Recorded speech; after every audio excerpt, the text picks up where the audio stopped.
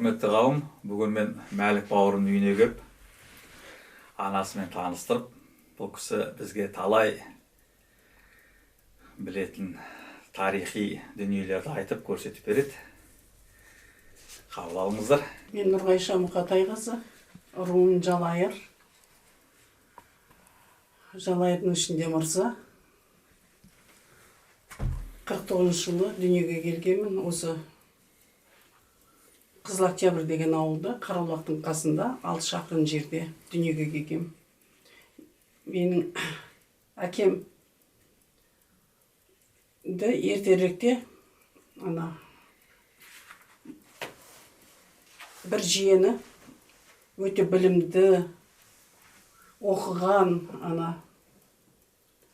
зиялы қауымнан шыққан Хамза деген, сол нағашы жұртыма бір жақсылық жасауым керек деп, 100 жылқыменен Өзбекстанға, Бұхараға оқуға апарып тастайды, 100 жылқыменен. Сол жерде өзбектің несіне тапсырады. Сол жерден оқиды, ол кезде каникулға келу деген жоқ. 6-7 жасында кеткен бала сол жақта оқиды, 9-10 жасқа дейін оқиды, 9-10 жасқа келгенде өзбек досы, енді әкеміздің жиені, оқыған әкеміздің енді жиені Хамза деген кісі, досы Мекке Мәдинеге апарып тастайды, қазақтың баласы мен өзбектің баласын. Жылқыны оқыған сайын шетінен құлындатып, жылқы азаймайды, сол жылқыны қосып, тай-тұяғы алтын қосып, өзбектің баласы мен қазақтың баласын сол жаққа оқуға апарады. Сол жақтан діни оқуды оқып келген. Діни оқумен бірге олар табиғатты, құсты, жерді, шөпті бәрін бірге оқыған екен. Діни оқумен қатар. Сол жақта оқып, ер жеткенде келгенде о жақта революция болып, орнап қойған. Совет өкіметі орнап қойған, орналып қойған. Соның кейін ол оқып келген адам оқуын ары қарай оқумен жүрмей, осы жерде бірінші болыс болған, осы неде. Болыс болған, колхоз ұйымдастыруға қатысқан, сондай жұмыстар жасап жүріп, кейіннен председатель колхоза болған, содан кейіннен оқыған адамда келгенде бригадир, ары қарай төмендей берген ғой, енді ол кісі діни оқуменен келген адам ғой, бірақ орысша да, қазақша да, діни оқуша да жақсы білген адам. Сөйтіп жүргенде, бұл кісі болыс болып жүргенде, бұны ағайындары нетеді. Алдап, сулап, оқуыңды көрсет дейді. Оқуыңды көрсет дегенде? Азғырат. Азғырат. Азғырат. Оқуыңды көрсет дегенде, оқуын көрсетеді. Сол құстарды жерге қондыра алады екен, діни оқуменен. Суды кері қарай ағыза алады екен, соны көрсеткеннен кейін, әлгі өзінің жақын ағайыны Бекмұрат деген кісі, ол кісіні осындай жаман діни оқуды оқыған, бұл қалай болыс болады бұл жерде деп, соттатып жібереді. Жер аударылып кетеді содан. Қарағанды жаққа жер аударылып кетеді.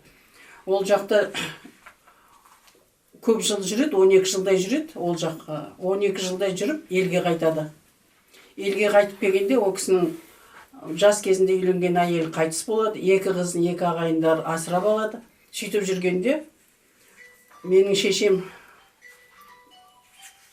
орта жүздің Матай елінің, Қаржау елінің қызы. Кеңсебе атаның тұқымы болған. Сол кісі революция кезінде әкесінің Қараталдың бойында Кеңсебенің баласы Бүркітбай деген. Шын аты Баяхмет, бірақ енді онда жанама аты Бүркітбай дейді. Ол да болыс болған, әкесі сияқты, Кеңсебе сияқты болыс болған. 2 ауыл, Қаржау 2 ауыл болған екен, біреу түстік жерде тұрады дейді. Енді қай жерде тұрғанын білмеймін Қаржаулардың. Енді біреу осы қазіргі бұрынғы Калиновка, қазіргі Көктебе ауылында тұрған сияқты бір ауылы, Жаңа Бірлік деген ауылда тұрған сияқты. Бір ауылы түстік жерде тұрған дейді. Сол 2 ауылдағы Қаржауларды Бүркітбай аң аулап, оның жолдасы Матай елінің қызы, Төртсарының қызы, Сексенбай деген батырдың тұқымы болған. Сексенбай деген батырдың тұқымы сол, бірақ ол кісіні Ақтілестер айттырған екен. Әдемі сұлу келген төрт сарының қызы, қолынан сімер, қолынан іс келетін сондай Торғын, Үркімбай қызы Торғын деген кісі екен, мен шешемнің шешесі. Соны Бүркітбай әлгі кісіні көріп, жақсы көріп, ана атастырып қойған жеріне жібермей, өзі алып қашып алып кетеді. Ақтілес деген елге бермей, Ақтілеске айттырып қойған екен Торғынды. Содан енді екеуі өмір сүріп жатады, өмір сүріп жатқанда енді қызылдар келіп, ана Қараталдың бойында тығылып жүрген жерінен бір 6 жасар бала, Нұршал деді ма, Бишал деді ма, бір 6 жасар баланы қызылдар жалдаған екен. Сен осының тығылып жатқан жерін айт, деп. Соның кейін сол тамақ тасиды ғой кісілер. Тамақ тасығанда әлгі кісі артынан барып, біліп, қызылдарға айтқан екен, сол жерде әлгі кісіні атып кетіпті. Атқанын жайырақ біліп, сол Қараталдың бойына жерленген екен енді. Оны жерленген жерін білетін адамдар қайтыс болып кетті. Ол кезде бәрі тым-тырақай болып кеткен ғой. Сөйтіп жүргенде ашаршылық келеді. Әкесі қайтыс болды, шешесі егіз ұл, 3 баламен қалады. Мен шешем Нұрсерік, Айсерік деген 2 бала егіз ұл болады. Сол 3 баламен қалып, жусаның басын теріп, қиын заманда солай Торғын. Өзі сімер не болғанмен, бірақ енді елдер біріне бір онша жақсылық жасай қоймаған уақыт қой деймін сол кездерде. Қорқады ғой енді. Иә, сол кезде ашаршылық кезінде ол кісі қайтыс болады. Қайтыс болғанда сонда 4 жасына дейін балаларды емізіп жүрген екен. Балаларым аштан қалмасын, 2 ұлым деп, аштан қалмасын деп емізіп жүрген кісі екен. Енді 4 жасар егіз ұлды емізгеннен кейін, ашаршылық заман болғаннан кейін, енді ол кісіде қандай күш болады? Сол шөптің басын теріп әкеп, талшық қып жүргенде ол кісі қайтыс болып кетеді. Ол кісі қайтыс болғанда, егіз ұл емшегін емін жапты өлген кісінің. Сонымен енді барағайындар, әлгі егіз ұлды, соның кейін шешеміздің шешесін Жаңа Бірлік деген жерде 13 деген ауыл болған, сол ауыл деген жерге жерлейді. Сол жерде жерленеді. Егіз ұл анасы қайтыс болғанда соны еміп жатып, содан өліп қалды ма сол? Иә, ол да өліп қалған ғой сол. Енді оған қараған адам жоқ қой. Өліп жатқан, үйде жатқанда аналар емшекті еміп жатқан жерінде өліп қалған ғой сол. Емшек, ауыздарында емшек өліп қалған сол. Ешкім үйді ашып кірмеген, көп неткеннен кейін барып жерлеген, соның кейін зиратын көрсетті. Бөлек ата деген атамыз бар біздің. Нағашы аталарымыз болған, бізді қатты сыйлайтын. Әулиенің тұқымы келді деп, бәрі қойды қамайын деп жатады ғой. Тастаңдар, бар шай қойыңдар деп шай қойғызады, бізді қатты сыйлайтын. Сөйтіп. Сіздің анаңыз сол кезде қай жерде болған? Мен шешем осы жақта болды ғой, Жалайыр екен. Жоқ, жаңағы екі ұл қайтыс болып кеткен кезде. Онда олар не ғой? Шешем неткен ғой? Омар деген несінің үйінде болған ғой, Омар деген туыстардың үйінде болған ғой, ар жағында. Бір түстік жердегі ауылда дейді. Түстік жердегі Омар деген ауылда болған ғой. Енді туыстар алып кетеді ғой. Соның арқасында аман қалды ғой. Соның арқасында. Соның кейін сол Омардың қолында жүріп, содан кейін нетті ғой. Сол Омар деген енді егіз емізетін ұлды алмаған ғой енді. Оларды алып кетсе, олар түгел қайтыс болып кетті Омарлар. Оған алып кетсе де олар да бәрі қайтыс болатын еді. Оны бәрі қайтыс болып кететін еді сол. Соның кейін шешемізді бір ағайындар Омар деген өзі жақсы қаржауларға жақсы көмектескен Үмбет деген ел. Шешеміздің елі Үмбет, қаржаудың ішінде Үмбет деген ел. Сол кісі жақсы көмектесіп жүрген кісі екен. Сол кісі асырайды. Мен жақсының тұқымын өзім ағайыным, өзімнің туысым, өзім асырайын деп асырап алады екен. Содан кейін өзінің бір ұлын ертеректе Россияға оқуға жіберген екен.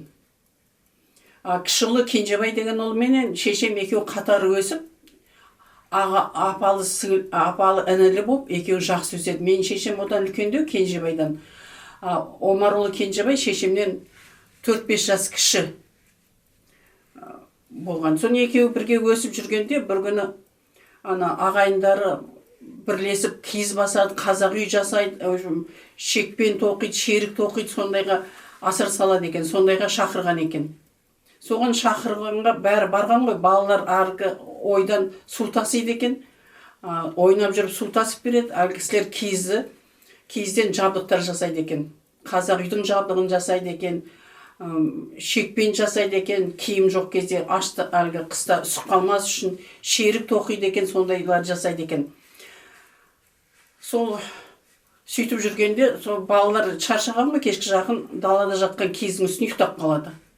Ал Омар үй ішімен бәрі қайтып кетеді. Жарайды, ұйықтап жатқан балаларды алмайын деп, өзінің кенжебайы, менің шешем әлгі асыр саған үйде ұйықтап қалады.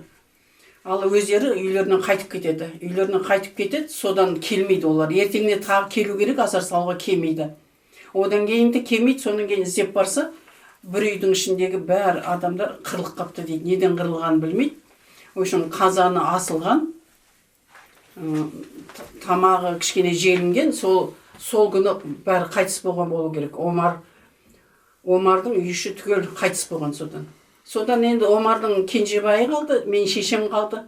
Әр үйдің босағасында жүреді, енді олар қаржаулардың әр босағасында жүреді.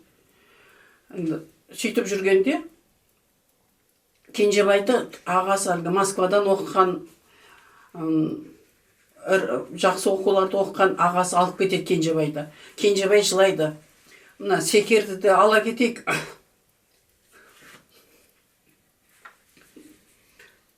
Бұл жалғыз қалай қалады десе, ой, екеуіңді бірдей мен асырай алмаймын, менің үйім жоқ, күйім жоқ, кейін аламыз деді, шешемізді тастап кетеді қаржауларға. Енді сөйтсе қаржаулардың үмбет деген елдің бәрін айдатып жібереді. Сол жердегі елді басқарып жүрген Толғанбай ата, енді ол кісінің де жазығы жоқ қой, Толғанбай атаның да. Бірақ ол кісіге жоғары жақтан нұсқау келгеннен кейін үмбет деген елдің бәрін еркектері түгел жер аударылып кетеді. Содан кейін семьялары көшіп бір жерге шоғырланады енді. Бірімізге біріміз септігін тиіп, өмір сүрейік деп бұлар төменге қарай, Калиновкадан төменге қарай түседі. Жаңа Бірлік деген жерден төмен қарай төменгі ауылдарда өмір сүреді. Үмбеттің елдері, бала шағалары, бәйбішелері бәрі. Сөйтіп әр үйде бір босағада жүргенде біреу қуып шығады екен, сенсіз де күнін көремей отырмын, бар кет деп шешемді қуып жібереді екен. Біреу маңдайынан сипап тамақ береді екен. Сөйтіп жүргенде Онбай деген елдің Мәди деген кісісі болыпты. Сол кісі, ой, мен мына аталарымыздан жаман бата алып қалып едік, Онбай деген ел. Мен мына жақсының тұқымын асырауым керек. Мен осы секерді асырап алам, бұл Кеңсебаның тұқымы. Кеңсебадан қалған жалғыз бұтақ, Бүркітбайдың қалған жалғыз тұяқ егіз ұлдары өліп қалды. Осыны асырайым дейді де, асырап алады әлгісі, Онбай. Оның Күміс деген бәйбішесі болған екен. Күміс деген бәйбішесі денесі ірі, екі емшегі белге дейін жетеді екен, екі емшегі. Сол кісі өзінің қызымен қосып, Күнсипа деген қызы болған екен. Күнсипа деген қызымен қосып, екеуін емізеді. Емізіп, сөйтіп жүреді. Содан енді кімді Мәди қайтыс болып кетеді. Мәди қайтыс болып кеткеннен кейін шешем тағы да әр үйде бір жүреді. Әр үйде бір. Бірақ ана Күміс деген кісі көп жылдар Мәди Есім атаның ағасы екен, ол Есім деген кісі Онбай елінен шыққан. Есімді қазіргі кезде елдің бәрі біледі. Мәдиі ағасын оны ешкім онша біле қоймайтын шығар. Біз шешеміздің айтуымен білеміз ол кісіні. Күміс деген бәйбішесі болғанын, оның емшегінің сүтті болғанын, емшектің сүтінің тәтті болғанын шешеміз айтып отыратын. Содан білеміз біз оны. Содан Мәди қайтыс болып кеткеннен кейін тағы әр үйде бір жүргеннен кейін ана Бопау деген кісі, төрт сары болу керек елі. Бопау деген кісіні шешем біз іздестірді кейіннен. Матай ішінде төрт сары деген Бопау деген кісі келіп айтыпты. Секер, сенің мына жақта Молалы деген жерде нағашыларың тұрады. Олар бай, жақсы, сыйлы адамдар. Сен бүйтіп бір күн аш, бір күн далада жүріп ит құсқа жем болғанша, сен киім кешегіңді жина, түн ортасында түн ауа шық. Мен сені бел асырып тастаймын да жолды көрсетсем, сен нағашыларыңа бар депті. Сөйтіп сөйтіп анау бәрі ұйықтады деген кезде киім кешегін алып, бір түйіншек алып, әлгі кісіні белдің астында атпен күтіп тұр екен, Бопау деген кісі. 4 сары болу керек ел, шешемнің айтуы бойынша. Сол енді кейіннен шешем іздестірді. Жақсылық жасаған кісіні іздеп табайын деп, бірақ таба алмады. Бопай деген кісіні, 4 сары ел, 4 сары деген кісі. Сонымен бері асырып талай жерге апарып тастайды. Мен түс болып қалды, мен ел іздейді. Сендер елдер уже енді оятатын уақыты болды. Бұл неге тұрмай жатыр деп іздейді сені де. Мен өтір түк білмегенсіп барайын, сен осы жолмен жүре бер. Молал деген жерге барасың, сонда Үркімбай деген нағашың бар. Олар жақсы ауқатты адамдар, соны тауып ал дейді. Содан кейін өлмейсің, солардың қасында жүрсің дейді. Содан бірақ жолшыбай кісі көрсең, тығылып қал. Анау жан-жағыңа қарап жүр. Аттың басы көрінген кезде шеңгелдің ішіне тығылып қал деп әлгі кісі солай кеңес береді. Сөйтіп неше атты кісілер кездеседі, сол атты кісілер кездескен кезде тығыламын деп бұл кісі кеш батып кетеді, ымырт болады. Әлгі кісі ұзап кеткеннен кейін жолға қайта шығып жүгіреді. Одан тағы кісілер кездескенде тағы тығылып жатады, тағы сөйтіп кеш батып кеткенде бір от жанып жатқан жерге қарай жақындайды. Сол от жағып жатқан жерге жақындаса, бір кісі әйел келіншеге сүт пісіріп отырған, ойбай, шайтан келді деп үйіне қарай тұра қашыпты. Соң күйеуі аша алып келе жатады. Сөйтсе, аға, мен шайтан емеспін, мен қызбын, осында нағашымды іздеп келе жатырмын дейді. Кімді іздеп келе жатырсың? Үркімбайды іздеп келе жатырмын дейді. Сөйтсе, соң кейін ойбай кір үйге деп шаң-шаң болған, жерге тығылған. Соның кейін әлгі кісілер жуындырып барып, Үркімбайдан шүйінші сұрайды екен. Шүйінші сұраса, әлгі кісілер шүйінші сұрағанға бір тай беріпті. Содан әлгі болсаң 4 сарыдай бол, шүйіншіге тай береді деген мақал қалған екен. Үркімбай тай беріпті. Үйсіп сенің жиең сені іздеп келе жатыр, біздің үйде тынығып жатыр. Енді арасы жақын болған болу керек әлгі шешем жатқан үйменен. Анау таң атпай барып сөйтіп шүйінші сұрайды, соны алып кеп жиеніміз келді. Жақсы жердің тұқымы еді, көріп кел, елге қайырымдылық көп жасайтын Кеңсебаның тұқымы еді деп әлгі жерде кісілерді шақырып той жасап сөйтеді. Сөйтсе, қаржаулар естиді. Біздің ырысымыз, неміз кетіп қалады, қызды алуымыз керек біздің үрім-бұтағымыз Кеңсебадан қалған жалғыз тұяқ деп, барып, нағашылардың қолында жүрген қызды алып кетеді қайтадан қаржаулар келіп. Кеңсебаның тұқымы біз жібермейміз оны, өзіміз бағып қағамыз деп алып кетеді. Сол жерде жүргенде, әр үйде бір жүреді, әр үйде бір есіркеген үйде бір жүреді, сөйтіп жүргенде бұны жер аударып жүреді. Уже 9 жастан асып 10 жасқа келген кезінде шешемді Алматыға жер аударып жүріпті. Сол Толғанбай атамыз.